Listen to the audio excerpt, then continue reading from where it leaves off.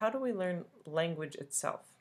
Spoken language, not just about it, but how to use spoken language for communication. That is essentially our next question. How do we learn language, specifically spoken language? Making connections between our spoken language representations and our mental representations of the world is how we actually learn language. Not just about it, but how to use it for communication, how we learn language itself. First, we learn to understand it, to recognize spoken words when we hear them, and then connect them to our mental representations of the people or things in the world that those words represent. That is, we learn the meanings of the word. For example, one of the first connections or associations many infants make is the connection between the speech sounds mama and their mother, or their mental representation of her. Similarly, infants might learn early on the meanings of the word daddy, or their family dog's name Fido.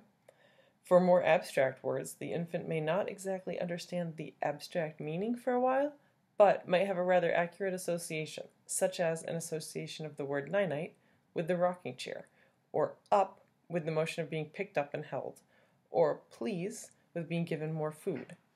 These kinds of associations allow for communication to begin, and as the child gains experience with language and with trying to use it for communication, the more completely accurate associations are eventually established, typically. This building up of associations between spoken language representations and mental representations of the world is how we acquire vocabulary knowledge.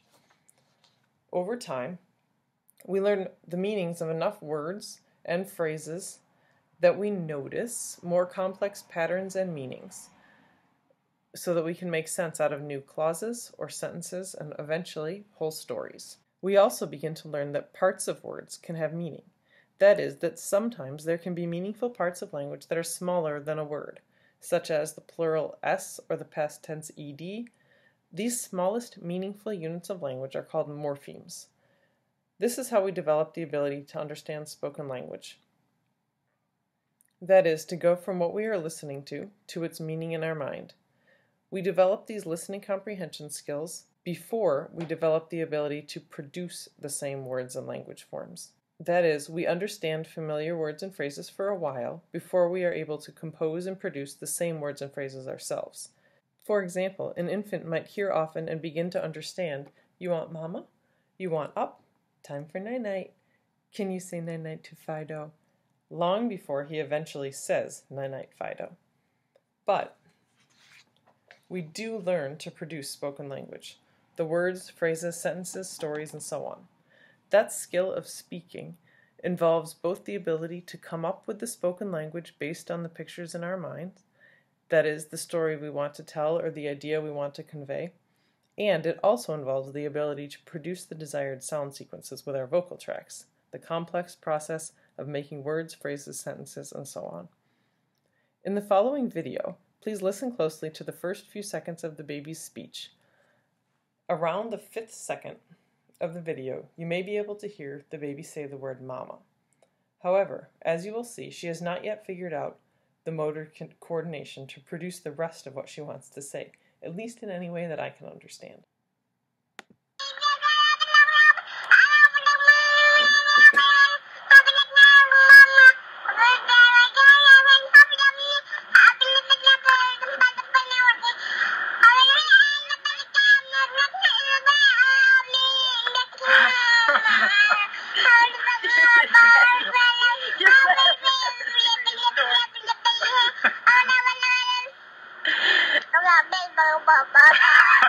Do you remember who was all there? Luke and Chloe?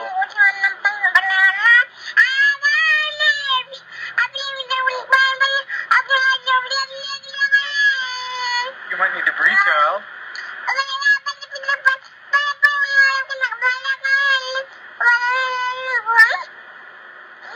And you didn't even play with your own toys.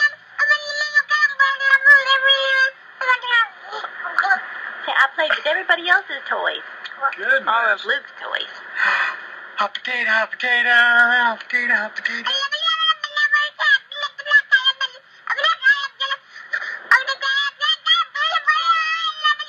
She's fresh, so she's good for a while.